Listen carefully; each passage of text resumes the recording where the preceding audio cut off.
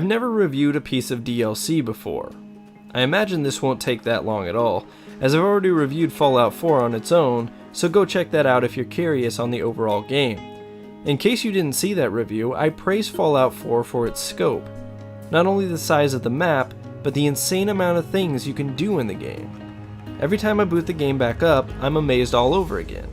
But since I've been reviewing all these other games, I haven't had much time to play Fallout 4.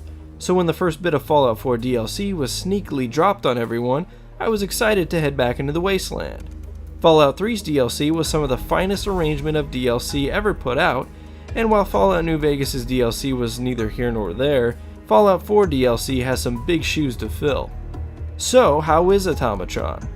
It's a nice start, but it might not be the thing to get you back into Fallout 4 full time.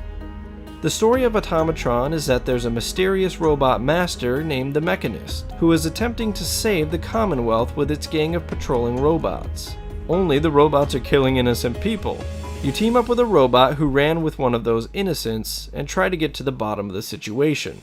The big addition that Automatron makes to Fallout 4 is the ability to build robots. Now there are two main functions for the robots. The first is that they can populate your settlements. It's great to see your folk mingle with the robots you build, but it's nothing much more than that. The second function is that they can run alongside you as your companion. You can mod the legs, arms, torso, and even the head of your Automatron.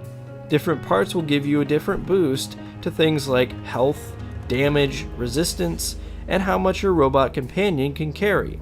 Those parts can also negatively affect all those categories, so finding a balance that works for you will take some experimenting. You can also paint your bots different colors to put a little more of a personal spin on them.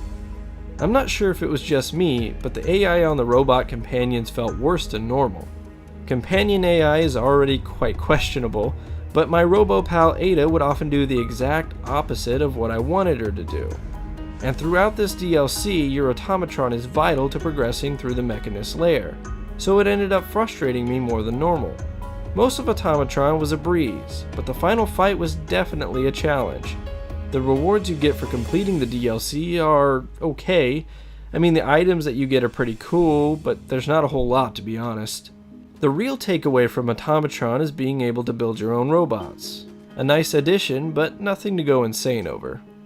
However, if you add that to everything Fallout 4 has to offer already, you have a nice little add-on. This is just the first of many DLC releases from Bethesda, and it's not their main event, so don't go in expecting it to be that. The Mechanist is a nice callback for fans of Fallout 3, and Automatron doesn't overstay its welcome. I recommend picking it up if you don't already have the Season Pass. It's $10 on its own, and if it were any more, I'd probably say to skip it. But $10 seems like just the right price for what you get.